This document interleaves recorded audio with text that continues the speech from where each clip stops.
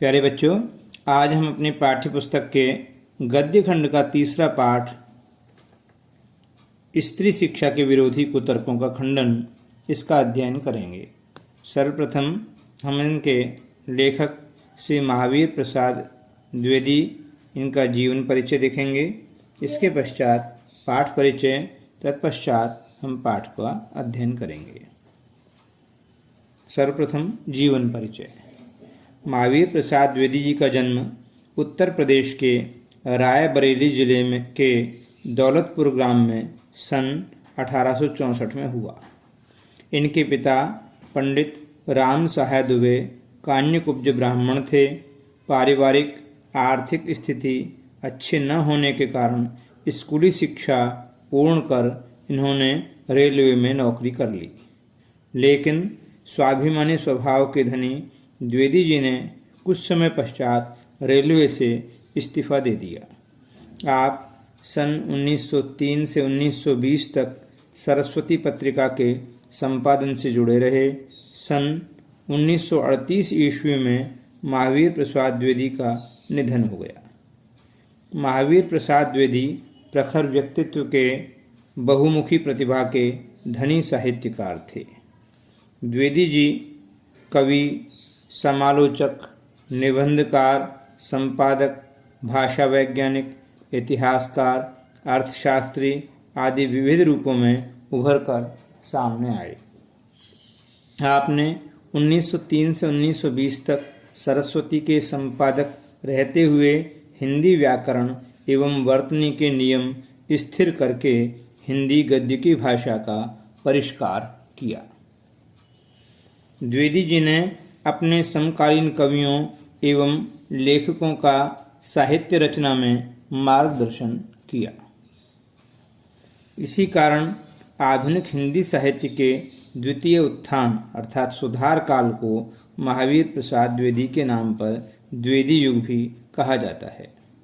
इनके प्रयासों से ही खड़ी बोली काव्य की भाषा के रूप में प्रतिष्ठित हुई।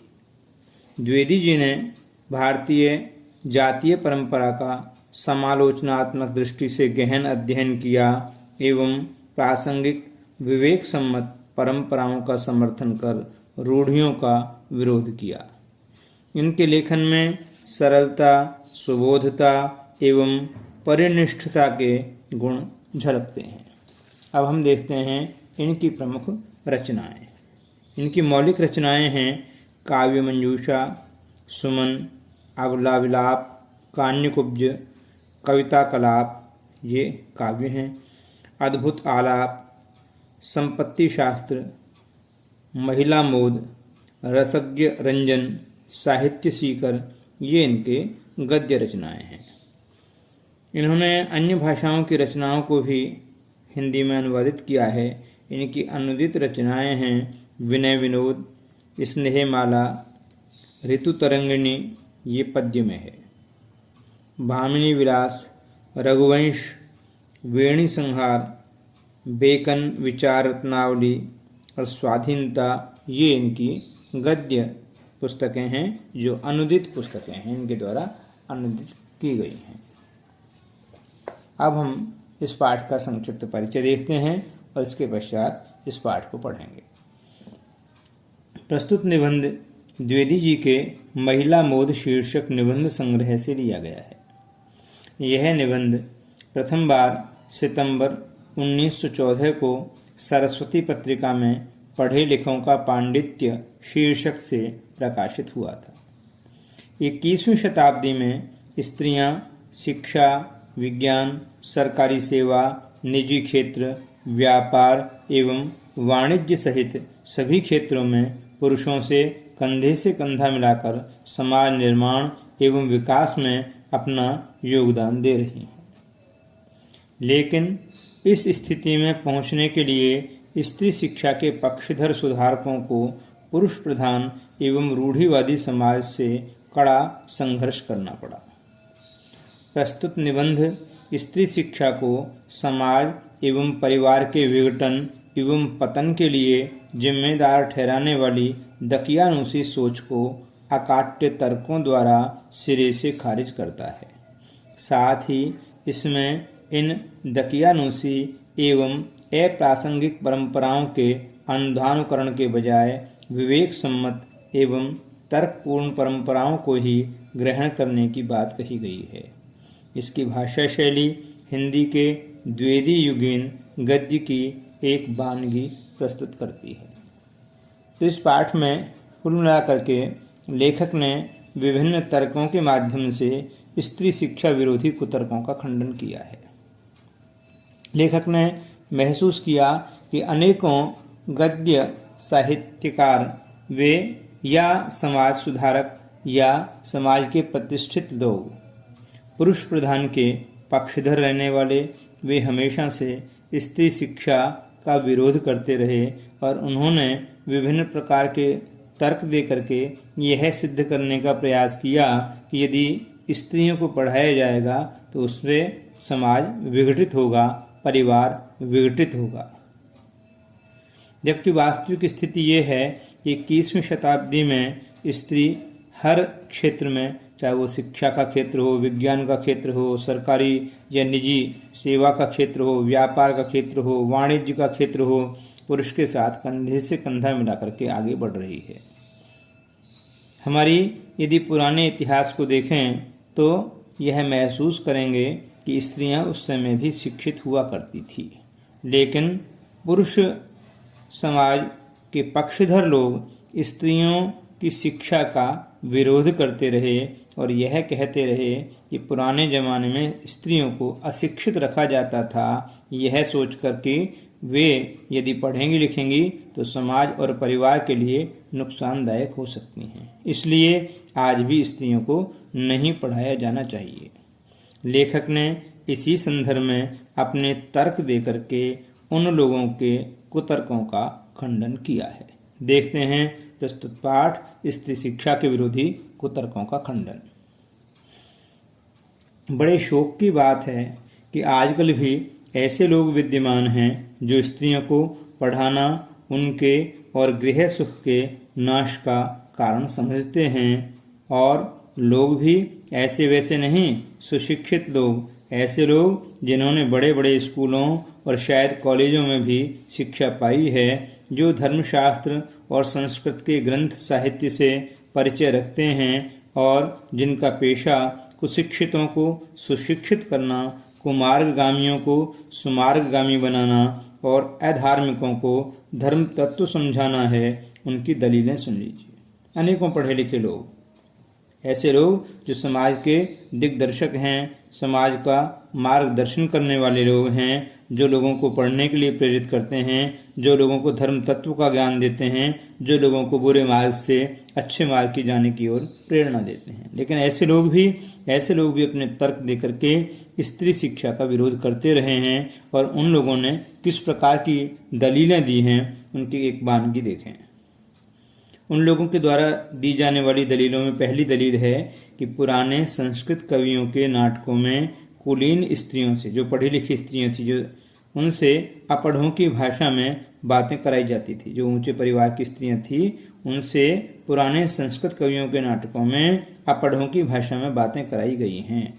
इससे प्रमाणित है कि इस देश में स्त्रियों को पढ़ाने की चाल न थी, होती तो इतिहास पुराण आदि में उनको पढ़ाने की नियमबद्ध प्रणाली जरूर लिखी मिलती। दूसरा तर्क देते हैं कि स्त्रियों को पढ़ाने से अनर्थ होते हैं।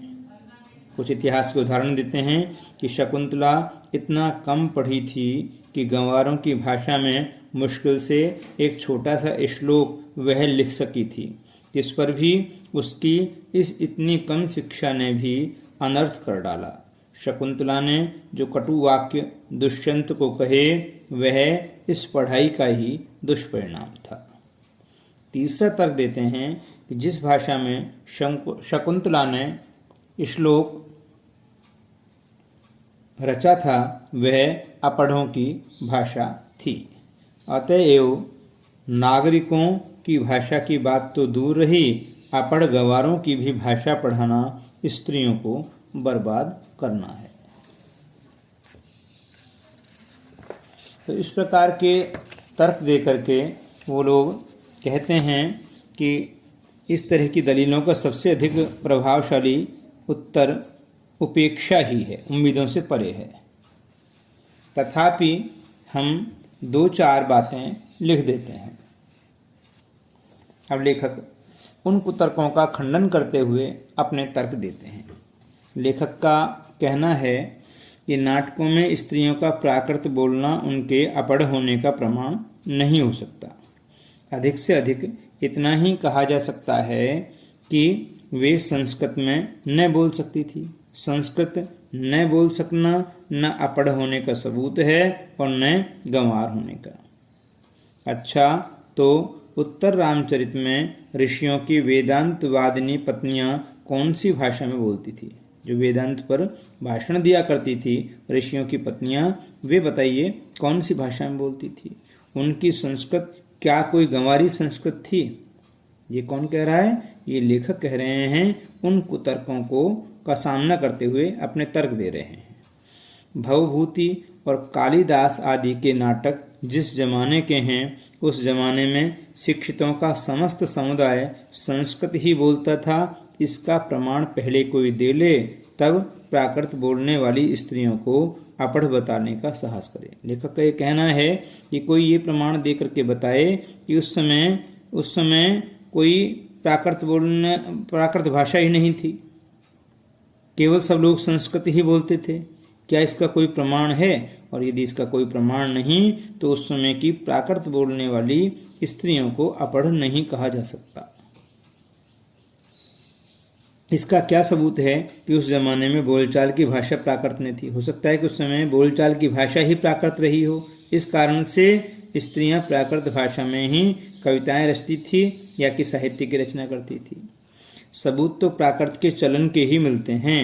प्राकृत यदि उस समय की प्रचलित भाषा न होती तो बौद्धों तथा जैनों के हजारों ग्रंथ उसमें क्यों लिखे जाते? बौद्ध धर्म और जैन धर्म के जो हजारों धर्म ग्रंथों की रचना हुई है, वो प्राकृत भाषा में ही हुई है। और भगवान शाक्य मुनि तथा उनके चेले प्राकृत ही में क्यों उपदेश देते?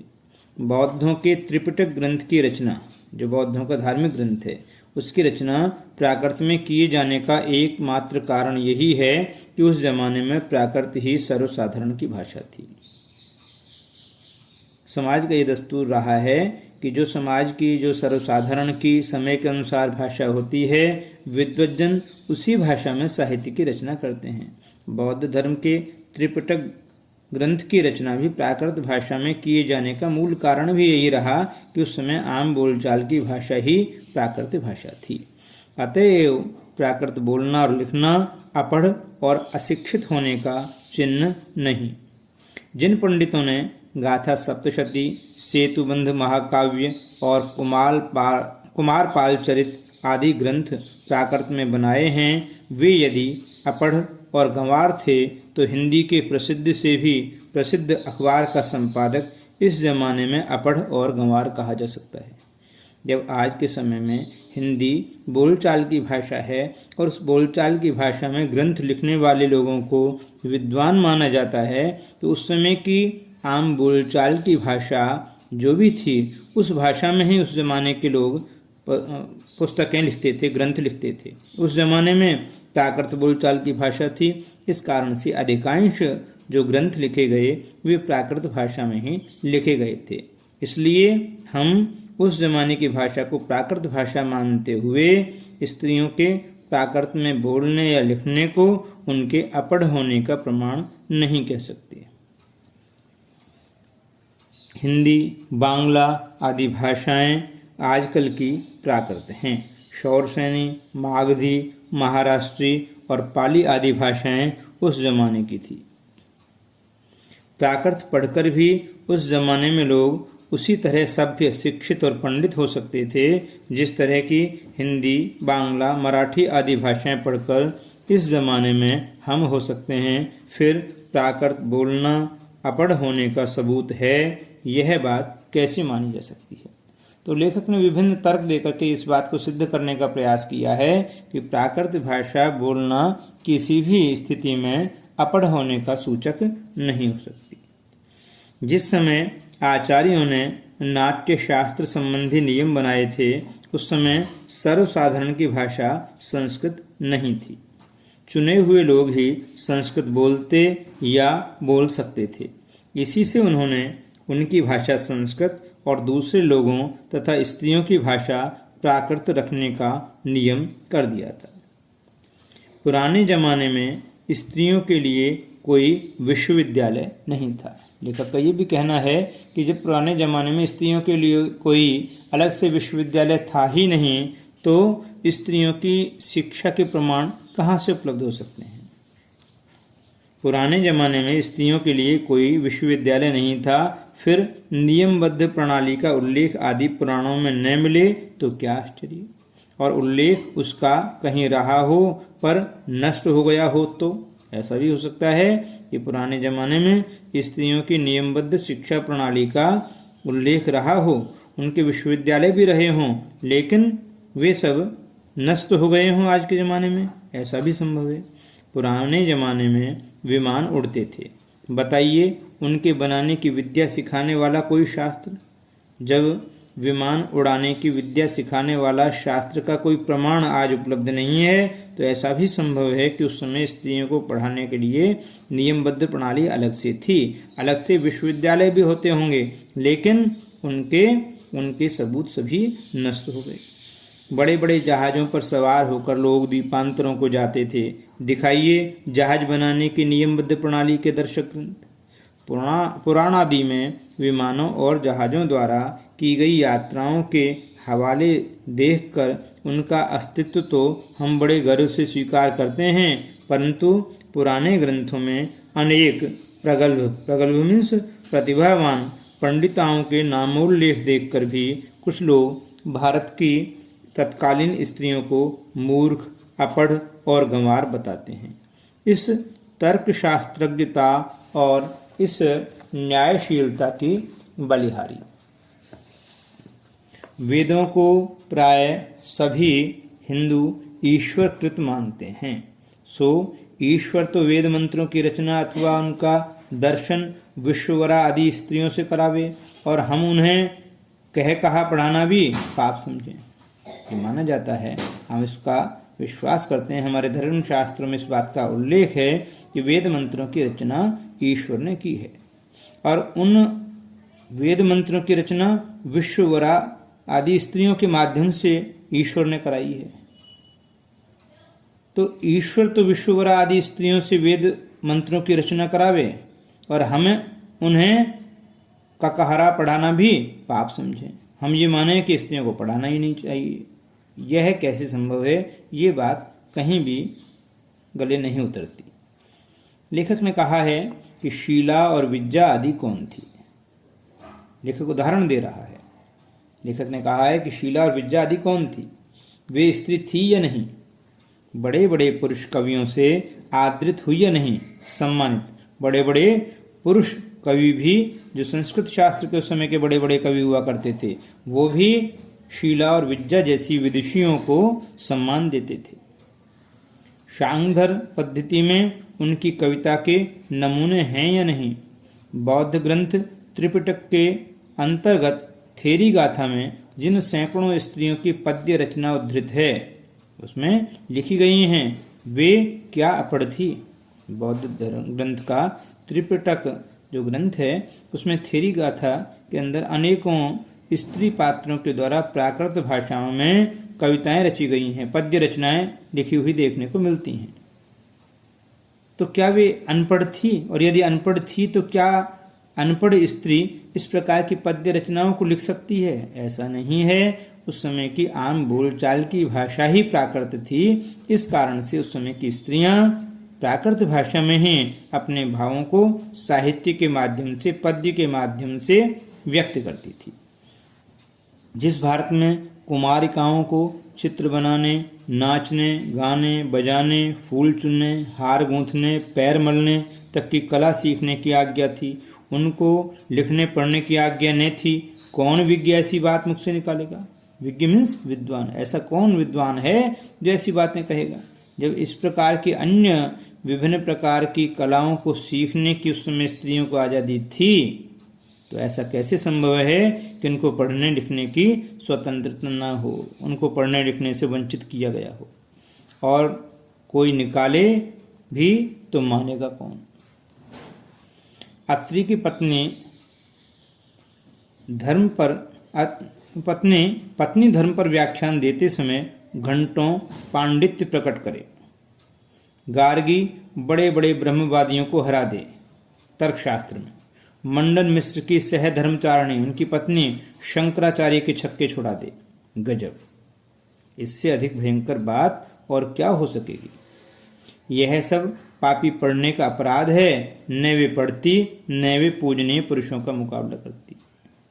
तो क्या स्त्रियां इस कदर से विदुषी हुई हैं, तर्कशास्त्र ज्ञाता हुई हैं, जिन्होंने बड़े बड़े विद्वानों के छक्के छुड़ा दिए, तो उन स्त्रियों को हम यह मान सकते हैं कि उनके पढ़े लिखे होने के कारण उन्होंने पुरुषों से मुकाबले में विजय हासिल की? ऐसा नहीं है। वे वास्तव में विदुषी थी, और कोई भी पुरुष हो या स्त्री, यदि वो पढ़ा लिखा है, यदि वो विद्वान है या विदुषी है, तो सम्मान योग्य है। यह सारा दुराचार स्त्रियों को पढ़ाने ही का कुफल है। समझे, स्त्रियों के लिए पढ़ना कालकूट और पुरुषों के लिए पढ़ना पीयूष का घूंट। कालकूट जहर, पीयूष में अमृत। जो पुराने लोग हैं वे ये कहते हैं, इस प्रकार के तर्क देते हैं कि स्त्रियों को पढ़ाना तो जहर के समान है। स्त्रियां यदि पढ़ लिख जाएंगी तो समाज का विघटन होगा, परिवार का विघटन होगा, वह परिवार को तोड़ देंगी, पुरुषों का अपमान करने लगेंगी। और पुरुष यदि पढ़ते हैं तो बड़ा श्रेष्ठ है, उसे अमृत के समान माना गया है। पुरुष यदि विद्वान है, पुरुष यदि शिक्षा प्राप्त करके श्रेष्ठ बन गया है, तो मानो उसने अमृत प्राप्त कर लिया। तो ये तर्क किसी भी सूरत में सही नहीं कहे जा सकते। ऐसी ही दलीलों और दृष्टांतों के आधार पर, दृष्टांत में उदाहरणों के आधार पर कुछ लोग स्त्रियों को अपढ़ रखकर भारतवर्ष का गौरव बढ़ाना चाहते हैं। मान लीजिए कि पुराने जमाने में भारत की एक भी स्त्री पढ़ी लिखी नहीं थी, न सही। उस समय स्त्रियों को पढ़ाने की जरूरत न समझी गई होगी। ऐसा भी हो सकता है कि लेखक मान लेता है कि चलो ठीक है, उस समय स्त्रियां नहीं पढ़ती थी तो जरूरत ही नहीं होगी, इसलिए नहीं पढ़ती होगी। पर अब तो है, अतएव पढ़ाना चाहिए। हमने सैकड़ों पुराने नियमों, आदेशों और प्रणालियों को तोड़ दिया है या नहीं? तो चलिए स्त्रियों को अपढ़ रखने की इस पुरानी चाल को भी तोड़ दें। हमारी प्रार्थना तो यह है कि स्त्री शिक्षा के विपक्षियों को क्षण भर के लिए भी इस कल्पना को अपने मन में स्थान नहीं देना चाहिए कि पुराने जमाने में यहाँ की सारी स्त्रियाँ अपढ़ थी अथवा उन्हें पढ़ने की आज्ञा न थी। जो लोग पुराणों में पढ़ी लिखी स्त्रियों के हवाले मांगते हैं, उन्हें श्रीमद् भागवत दशम स्कंद के उत्तरार्ध का 53वां अध्याय पढ़ना चाहिए। उसमें रुक्मणी हरण की कथा का वर्णन किया गया है। रुक्मणी ने जो एक लंबा चौड़ा पत्र एकांत में लिखकर एक ब्राह्मण के हाथ से कृष्ण को भेजा था, वह तो प्राकृत में नहीं था, वो तो संस्कृत में था। जब रुक्मणी ने उस समय संस्कृत भाषा में लिखकर के एक पत्र एक ब्राह्मण के द्वारा कृष्ण के पास भिजवाया, तो क्या यह प्रमाण नहीं है कि उस समय स्त्रियां पढ़ी लिखी थी? उसके प्राकृत में होने का उल्लेख भागवत में तो नहीं। उसमें रुक्मणी ने जो पांडित्य दिखलाया, जो विद्वत्ता दिखलाई है, वह उसके अपढ़ और अल्पज्ञ होने अथवा गंवारपन का सूचक नहीं। पुराने ढंग के पक्के सनातन धर्मावलंबियों की दृष्टि में तो नाटकों की अपेक्षा भागवत का महत्व बहुत ही अधिक होना चाहिए। इस दशा में यदि उनमें से कोई यह कहे कि सभी प्राक्कालीन मीन्स प्राचीन समय की स्त्रियां अपढ़ होती थी, तो उसकी बात पर विश्वास करने की जरूरत नहीं। भागवत की बात यदि पुराणकार या कवि की कल्पना मानी जाए, तो नाटकों की बात उससे भी गई बीती समझी जानी चाहिए। स्त्रियों का किया हुआ अनर्थ यदि पढ़ाने ही का परिणाम है, तो पुरुषों का किया हुआ अनर्थ भी उनकी विद्या और शिक्षा ही का परिणाम समझा जाना चाहिए। समाज में स्थिति यह है, यदि स्त्री के द्वारा कोई गलत कार्य हो जाता है, स्त्री यदि अपने ज्ञान का कहीं प्रभाव दिखाने लगती है तो लोग ये मानते हैं कि स्त्री पढ़ी लिखी होने के कारण इस प्रकार के तर्क दे रही है, उसके अंदर अहंकार पैदा हुआ है। और यदि पुरुष इस प्रकार के कार्य करे तो बोला पुरुषों का यह अधिकार है। तो ये बात समझ से परे है। स्त्रियों का किया हुआ अनर्थ यदि पढ़ाने ही का परिणाम है तो पुरुषों का किया हुआ अनर्थ भी उनकी विद्या और शिक्षा ही का परिणाम समझना चाहिए। बम के गोले फेंकना, नर हत्या करना, डाके डालना, चोरियां करना, घूस लेना, ये सब यदि पढ़ने लिखने ही का परिणाम हो तो सारे कॉलेज, स्कूल और पाठशालाएं बंद हो जानी चाहिए। ये पढ़ने लिखने से नहीं, ये कोई भी व्यक्ति जो गलत संगति में आता है तो कर सकता है। तो पढ़ाई लिखाई का ये परिणाम नहीं हो सकता। यदि पढ़ाई लिखाई का परिणाम है तो सारे कॉलेज स्कूल बंद कर दिए जाने चाहिए। परंतु विक्षिप्त मीन्स पागल, बात व्यथितों, बातों से दुखी होने वाले और गृहस्थों के सिवा ऐसी दलीलें पेश करने वाले बहुत ही कम मिलेंगे। शकुंतला ने दुष्यंत को कटु वाक्य कहकर कौन सी अस्वाभाविकता दिखाई? क्या वह यह कहती कि आर्यपुत्र शाबाश, बड़ा अच्छा काम किया जो मेरे साथ गंधर्व विवाह करके मुकर गए। नीति, न्याय, सदाचार और धर्म की आप प्रत्यक्ष मूर्ति हैं। पत्नी पर घोर से घोर अत्याचार करके जो उससे ऐसी आशा रखते हैं वे मनुष्य स्वभाव का किंचित भी ज्ञान नहीं रखते। सीता से अधिक साध्वी स्त्री नहीं सुनी गई। जिस कवि ने शकुंतला नाटक में अपमानित हुई शकुंतला से दुष्यंत के विषय में दुर्वाक्य कहाया, उसी ने परित्यक्त होने पर सीता से रामचंद्र के विषय में क्या कहाया है, सुनिए।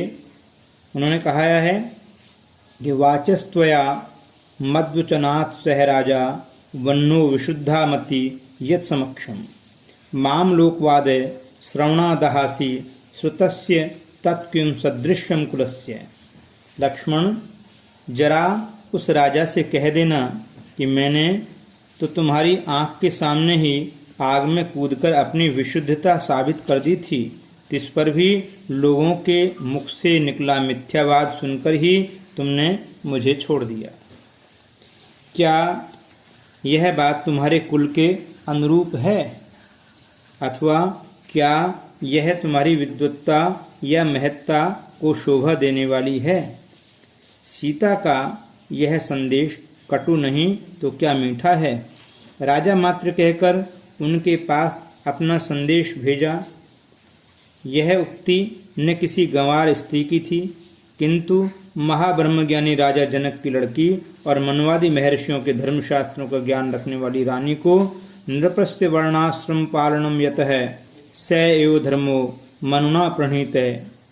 सीता की धर्मशास्त्रज्ञता का यह प्रमाण वहीं आगे चलकर कुछ ही दूर पर कवि ने दिया। सीता परित्याग के कारण वाल्मीकि के समान शांत, नीतिज्ञ और क्षमाशील तपस्वी तक ने अस्तयेव मन्युर भर्ताग्रजे में कहकर रामचंद्र पर क्रोध प्रकट किया।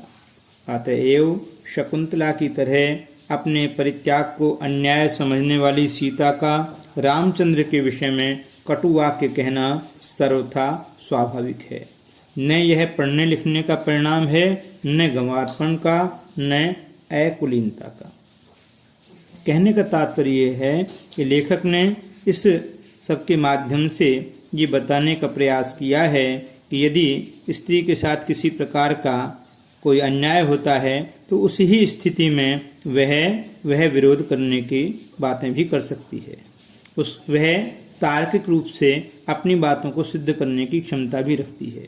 स्त्रियों का तर्क देना उनके अपढ़ होने का या वे अधिक पढ़ लिख गई हैं इसलिए ऐसा कर रही हैं, उनके अंदर अहंकार पैदा हो गया है इसलिए वे ऐसा कर रही हैं, ये किसी भी सूरत में सही नहीं कहा जा सकता।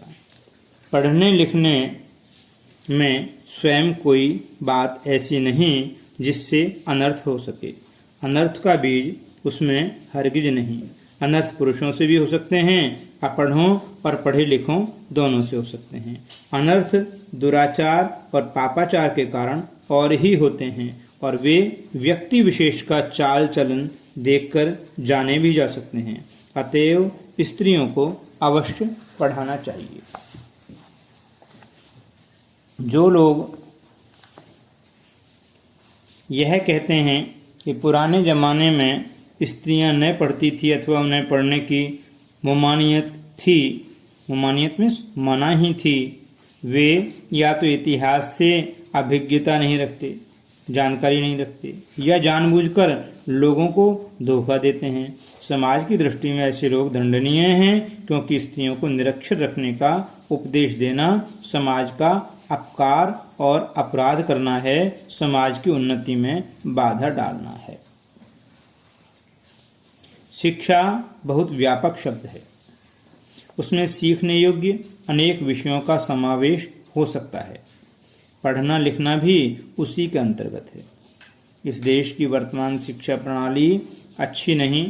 इस कारण यदि कोई स्त्रियों को पढ़ाना अनर्थकारी समझे तो उसे इस प्रणाली का संशोधन करना या कराना चाहिए। खुद पढ़ने लिखने को दोष नहीं देना चाहिए। लड़कों ही की शिक्षा प्रणाली कौन सी बड़ी अच्छी है। प्रणाली बुरी होने के कारण क्या किसी ने यह राय दी है कि सारे स्कूल और कॉलेज बंद कर दिए जाएं? आप खुशी से लड़कियों और स्त्रियों की शिक्षा की प्रणाली का संशोधन कीजिए। उन्हें क्या पढ़ाना चाहिए, कितना पढ़ाना चाहिए, किस तरह की शिक्षा देना चाहिए और कहाँ पर देना चाहिए, घर में या स्कूल में, इन सब बातों पर बहस कीजिए, विचार कीजिए। जी में आवे सो कीजिए, पर परमेश्वर के लिए यह न कहिए कि स्वयं पढ़ने लिखने में कोई दोष है। वह अनर्थकर है, वह अभिमान का उत्पादक है, वह गृह सुख का नाश करने वाला है। ऐसा कहना 16वां आना मिथ्या है।